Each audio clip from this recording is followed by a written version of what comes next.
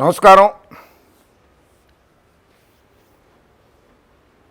తెలుగు ప్రేక్షకులకి నమస్కారం.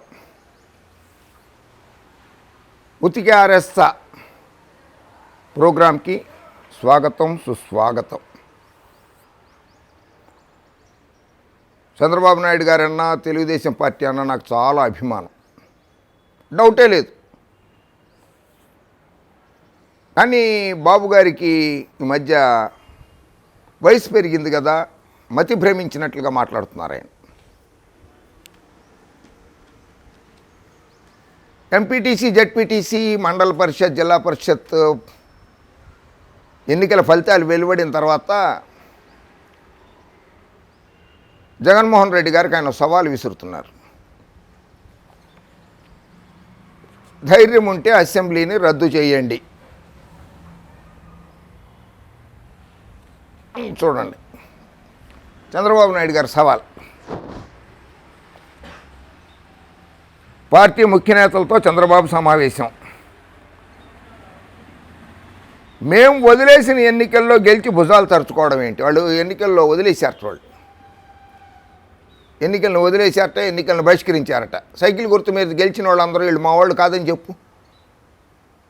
అయినా వాళ్ళంత సొమ్ములు, అంత డబ్బు ఖర్చు పెట్టుకుని వీరోచితంగా పార్టీ తరఫున పోరాడి ఎన్నికల్లో గెలిచి అధికారంలో వస్తే, వాళ్ళు పదవులు చేపట్టడానికి సిద్ధమైతే మేము ఎన్నికలు బహిష్కరించామని చెప్తే ఇప్పుడు వాళ్ళందరూ నిన్న బండబూతులు తిట్టుకుంటున్నారు. ఆ గెలిచిన వాళ్ళందరూ మమ్మల్ని అవమానపరుస్తున్నాడు. మేము గెలిచాం కదా, తెలుగుదేశం పార్టీ సైకిల్ గుర్తు మీదే గెలిచాం కదా, అయినా కానీ కాదంటున్నాడు, బహిష్కరించామంటున్నాడు. ఈయనకి ఏమన్నా పిచ్చెక్కిందా, మతి భ్రమించిందా అని అడుగుతున్నారు గెలిచిన వాళ్ళందరూ. అవును, నాకు తెలియక అడుగుతాను. 1995లో విశ్వవిఖ్యాత నట, సార్వభౌమ నటరత్న డాక్టర్ పద్మశ్రీ నందమూరి తారక రామారావు గారు, మీ మామగారు, ఆయనకి వెన్నుపోటు పొడిచావు చూడు. అప్పుడు వైస్రాయ్ హోటల్ దగ్గర క్యాంపు నడిపావు కదా. అప్పుడు అన్నగారు లక్ష్మీపార్వతి గారు చైతన్య రథం మీద వచ్చి, సోదర ఎమ్మెల్యేలారా, తమ్ముళ్ళు, శాసనసభ్యులారా, రండి, బయటికి రండి అని అంటే బలవంతంగా ఆపేసే వాళ్ళని బయటికి వెళ్ళనివ్వకుండా. అదే ఎన్టీ రామారావు గారు లోపలికి వచ్చిందంటే నువ్వు ఒక్కడవే మిగిలి ఉండేవాడు, మిగిలిన వాళ్ళందరూ బయటకు వచ్చేసి ఉండేవాళ్ళు. సరే, నీ బలవంతపు చేరిన ఆయన తట్టుకోలేకపోయారు పెద్ద ఆయన, అన్నగారు, నా దేవుడు. ఆయన అన్నారు అసెంబ్లీ రద్దు చేయమని అడిగారు. నువ్వు చేసావా? వెన్నుపోటు పొడిచినోడు నువ్వే చేయలేదు. ప్రజాబలంతో, అత్యధిక మెజారిటీతోటి, అన్ని సామాజిక వర్గాల మద్దతుతోటి 151 సీట్లు గెలుచుకున్న జగన్మోహన్ రెడ్డి గారిని అసెంబ్లీ రద్దు చేయని అడగడానికి సిగ్గు శరం ఉందా నీకు అసలు బాబు?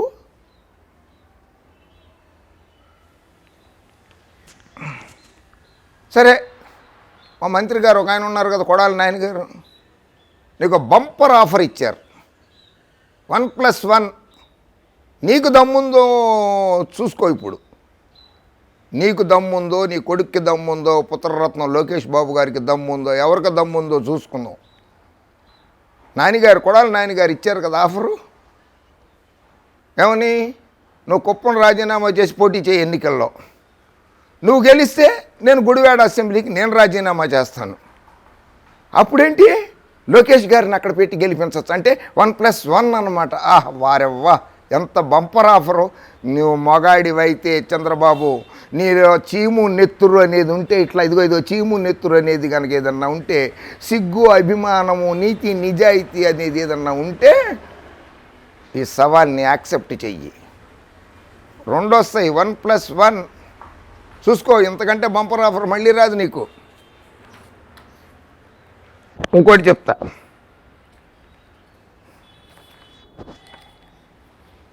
నువ్వెవరివి అసలు? నువ్వెవరివి? తెలుగుదేశం పార్టీ జాతీయ పార్టీ, దానికి నువ్వు అధ్యక్షుడివి. నీ పుత్రరత్నం లోకేష్ బాబు గారు జాతీయ పార్టీకి, తెలుగుదేశం జాతీయ పార్టీకి జాతీయ ప్రధాన కార్యదర్శి. నవ్విపోతారు. ఎలక్షన్ కమిషన్ ఆఫ్ ఇండియా ఇది ఎలక్షన్ కమిషన్ ఆఫ్ ఇండియా వాళ్ళ రిపోర్ట్. ఇది notification gazette of India extraordinary part 2 section 3 subsection 3 immediately election commission of India Nirvachan Sadan Ashoka road New Delhi dated 23 September 2021. ఇదే నెలలో 23వ తారీఖు నడిచింది. ఇదే నెలలో. Whereas the Election Commission of India has decided to update its notification number 56 2019/PPS 3 dated 15th March 2019 as amended from time to time, specifying the names of recognized national and state parties, registered unrecognized parties and the list of free symbols issued in pursuance of paragraph 17 of the Election Symbols Reservation and Allotment Order 1968. అమ్మయ్య, దీని ప్రకారంగా వాళ్ళు list release చేశారు. National parties, ఇదిగో ఇది national parties list. Election commission of India వాళ్ళు release చేసిన national parties. జాతీయ పార్టీలు అంటారు వాళ్ళని. నీదేమో జాతి పార్టీ. జాతి పార్టీ కూడా కాదు. ఆ సామాజిక వర్గానికి నువ్వు చేసింది లేదు, చచ్చింది లేదు. ఆ సామాజిక వర్గంలో పట్టుమని 15 కుటుంబాలకి నేను సహాయం చేశానని చెప్పి పేర్లు చెప్పు. నీ సామాజిక వర్గానికి నువ్వేమీ చేయలే. నువ్వేమన్నా నీ సామాజిక వర్గానికి చేసి ఉంటే జగన్మోహన్ రెడ్డి గారికి 151 సీట్లు వచ్చి ఉండేవి కాదు. ఇన్ని జిల్లా పరిషత్ చైర్మన్లు, ఇన్ని జిల్లా పరిషత్తు జడ్పీటీసీలు, ఎంపీటీసీలు వచ్చి ఉండేవి కాదు. ఇన్ని మున్సిపాలిటీలు వచ్చి ఉండేవి కాదు. నువ్వు ఏమీ చేయలే నీ సామాజిక వర్గానికి కూడా. నువ్వు నీ మామగారికి ద్రోహం చేసావు, నీ అన్నదమ్ములకి ద్రోహం చేసావు, మోసం చేసావు. నీ బిడ్డనిచ్చిన మామగారికి చేసావు, నీ బావమరుదులకు మోసం చేసావు. రాష్ట్ర ప్రజల్ని దోచుకు తిన్నావురా. ఇదిగో నిన్ను నమ్ముకుని నీతో పొత్తు పెట్టుకున్న పార్టీ భారతీయ జనతా పార్టీ కావచ్చు, సిపిఐ కావచ్చు, సిపిఎం కావచ్చు, జనసేన కావచ్చు, అందరినీ ఏ పార్టీనైనా సరే పక్కకి తోసేసావు. అందరికీ వెన్నుపోటు పడవడమే నీ బతుకు. ఈ బ్రతుకంతా వెన్నుపోటు పడవడమేనా చంద్రబాబు గారు? ఇందులో జాతీయ పార్టీలు all India Trinamool Congress, Bahujan Samaj party Mayawati గారిది, తృణమూల్ కాంగ్రెస్ మమతా దీదీ గారిది, భారతీయ జనతా పార్టీ నరేంద్ర మోడీ అమిత్ షా గారిది, నడ్డా గారిది, communist party of India CPI, communist party of India Marxist CPM, Indian national Congress Sonia Gandhi Rahul Gandhi, Nationalist Congress party Sharad Pawar గారిది, నేషనల్ పీపుల్స్ పార్టీ,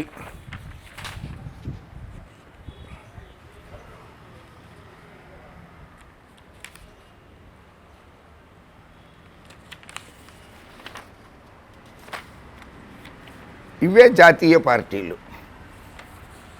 8 జాతీయ పార్టీలు ఉన్నాయి.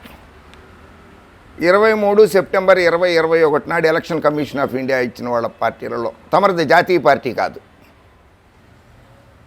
అర్థమైందా? స్టేట్ పార్టీస్ ఆంధ్రప్రదేశ్ తెలంగాణ రాష్ట్ర సమితి. తెలంగాణ రాష్ట్ర సమితి ఆంధ్రప్రదేశ్లో రిజిస్టర్ చేయబడింది కనుక ఉమ్మడి ఆంధ్రప్రదేశ్లో ఇంకా కూడా ఆంధ్రప్రదేశ్ అని ఎలక్షన్ కమిషన్ ఆఫ్ ఇండియా పొరపాటునిచ్చినట్లున్నది. బట్ ఆంధ్రప్రదేశ్లో కూడా పోటీ చేసింది ఆ పార్టీ. తెలంగాణ రాష్ట్ర సమితి ఆంధ్రప్రదేశ్లో కూడా పోటీ చేసింది, గుర్తుపెట్టుకో. తెలుగుదేశం పార్టీ సైకిల్ గుర్తు, యువజన శ్రామిక రైతు కాంగ్రెస్ పార్టీ జగన్మోహన్ రెడ్డి గారు వైఎస్ఆర్సీపీ సీలింగ్ ఫ్యాను, తెలుగుదేశానికి బైస్కిళ్ళు, తెలంగాణ రాష్ట్ర సమితికి కారు. స్టేట్ పార్టీ జాతీయ పార్టీ కాదు. జాతీయ అధ్యక్షుడు అని చెప్పుకోకు, జాతీయ ప్రధాన కార్యదర్శిని లోకేష్ గారిని చెప్పొద్దని చెప్పు. సిగ్గిపోతుంది. ఏదో అండమాన్లో ఏదో కౌన్సిలర్ సీటో కార్పొరేషన్ సీటో ఒకటి గెలిచినట్టున్నారు. అంత మాత్రాన జాతీయ పార్టీ అయిపోదు అది. అరుణాచల్ ప్రదేశ్లో జాతీయ పార్టీలు ఉన్నాయి, అస్సాంలో స్టేట్ పార్టీస్ ఉన్నాయి. ఆహాహా, ఆయన ఎవరో ఉన్నారు గాలి సింగ్ అని, అదే ఆయన్నే పీకే స్టార్ అంటారు. అరే పవర్ స్టార్ అంటారా, ఏదో పవన్ స్టార్ అంటారా, ఏదో ఆయన పేరేదో ఉందే.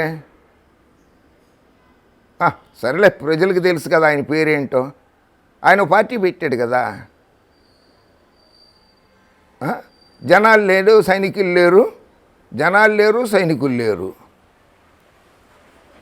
ఆ పార్టీ పేరు కూడా లేదు ఇక్కడ. పార్టీ పేరు కూడా లేదు. ఏది స్టేట్ పార్టీ కూడా కాదు అది. ఎన్నికల సంఘం గుర్తింపే లేదు దానికి, ఆ పార్టీకి. ఎందుకయ్యా, ఎందుకు?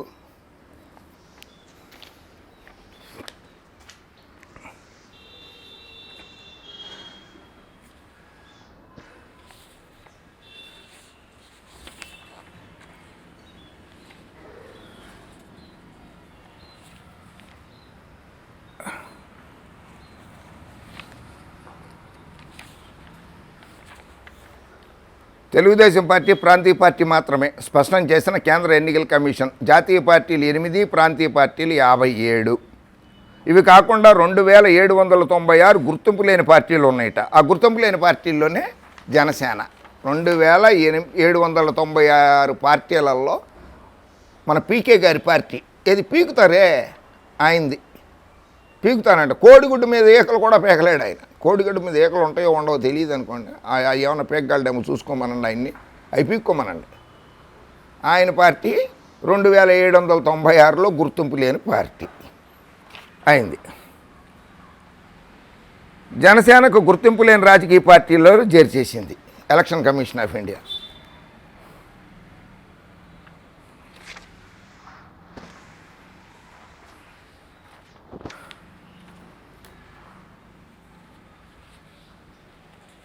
నలభై ఏళ్ళు రాజకీయ ఇండస్ట్రీ, ఇదిగో ఇది. జాతీయ హోదా లేదు అని టీడీపీ సాధించిన ఘన విజయం ఏంటి అంటే జాతీయ హోదా. అయినా కానీ జాతీయ పార్టీ అని ఎలా చెప్పుకుంటాం? నందమూరి తారక రామారావు గారు నా దేశం అనే పార్టీ పెడదాం అనుకున్నారు. పార్టీ పేరు భారతదేశం, నా దేశం, ఈ 2 పేర్లలో ఏదో ఒకటి పెడదాం అనుకున్నారు. ఇంకా నయ్యం, ఆయన పేరుని అలా కాపాడావు. లేకపోతే జాతీయ పార్టీ పెట్టి ఇష్టం వచ్చిన చోటల్లా ఓడిపోయి అన్నగారి పేరుని నాశనం చేసి ఉండేవాడివి. అన్నగారి ఆత్మ మరింత క్షోభించి ఉండేది. ఎంతైనా మీ పార్టీ ఆంధ్రప్రదేశ్ శాఖ అధ్యక్షుడు, ఏది జాతీయ పార్టీ లేదు కదా మీది, అయినా సరే ఆంధ్రప్రదేశ్ శాఖ అధ్యక్షుడు ఆయనే కనుక ఆయన మిమ్మల్ని బహిష్కరించవచ్చు ఇప్పుడు. ఎందుకంటే మీరు జాతీయ పార్టీ అధ్యక్షులు అంటున్నారు. జాతీయ పార్టీ కాదు కదా. అచ్చెన్నాయుడు గారికి చక్కటి అవకాశం ఉంది. మిమ్మల్ని మీ పుత్రరత్నాన్ని పార్టీలో నుంచి బయటికి బహిష్కరించవచ్చు. ఆయన పార్టీని కబ్జా చేసుకుని ఆయన పార్టీ ఏది మీరు వెన్నుపోటు పొడిచారు, ఈయన వెన్నుపోటు పడవక్కల డైరెక్ట్గా మిమ్మల్ని పార్టీలో నుంచి బహిష్కరించవచ్చు. ఎందుకంటే రాష్ట్ర పార్టీ అధ్యక్షుడు ఆయన ఆంధ్రప్రదేశ్ శాఖకి. అచ్చెన్నాయుడు గారు తొందరగా పనిచేయండి సార్. చంద్రబాబు నీ పార్టీ లేదు, బొక్క లేదు, మీరు వద్దు, మీ కొడుకు వద్దు అని చెప్పి పార్టీ నుంచి బహిష్కరించేసి వాళ్ళిద్దరినీ తెలుగుదేశం పార్టీని కబ్జాలోకి తీసేసుకోండి సార్ అర్జెంటుగా. మీరే కదా సార్ ఇప్పుడు పార్టీ అధ్యక్షులు. ఇంతకంటే సదవకాశం రాదు సార్. మంచి అవకాశం సార్ అచ్చెన్నాయుడు గారు. చూడండి,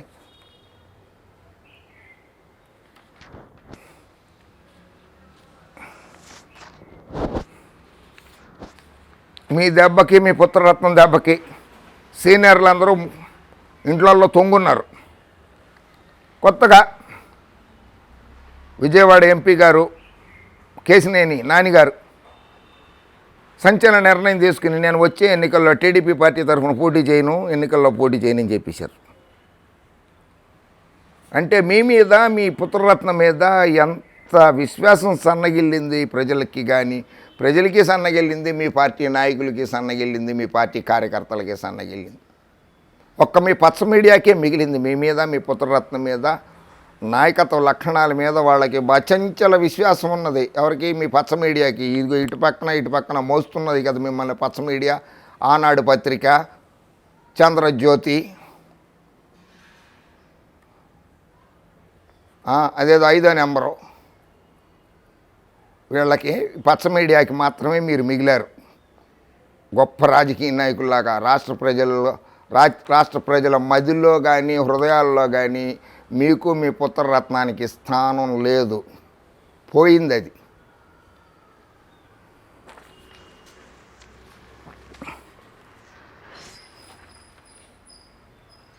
మీరు అదే జనాలు లేరు, సైనికులు లేని పార్టీ ఒకటి ఉంది కదా, అది పీకే స్టార్. అదేదో ఏం స్టార్ అది? పవర్ స్టారా ఏదో స్టార్ అంటారు ఆయన్ని. ఆయన పేరు ఏదో ఉంది, ఆయనకి ఏదో స్టార్ అంటుంటారు ఆయన్ని, పీకే స్టారు, ప్యాకేజీ స్టారు. ఆయనతో పొత్తు పెట్టుకుని లవ్ అఫేర్ చేసినట్లుగా ఆయనతో పాటు పొత్తు పెట్టుకున్నా కూడా సరైన ఫలితాలు సాధించలేకపోయారు మీరు. అంటే మీరు పొత్తు పెట్టుకోలేదని చెప్తున్నారులే, బహిష్కరించామని చెప్పారు, అది ఎవరు నమ్మలేదు. అది ఎవరు నమ్మలా. బహిష్కరించినట్లయితే బీఫామ్లు ఎందుకు ఇస్తారు మీరు? ఇవ్వకూడదు కదా. బీఫామ్ ఎందుకు ఇచ్చారు? సైకిల్ గుర్తు ఎందుకు ఇచ్చారు వాళ్ళకి? వాళ్ళని అవమానపరచడానికా? గెలిచిన వాళ్ళని అవమానపరచడానికా?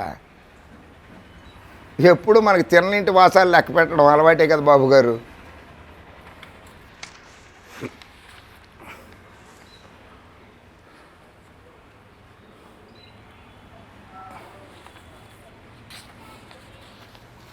సరే బాబు గారు,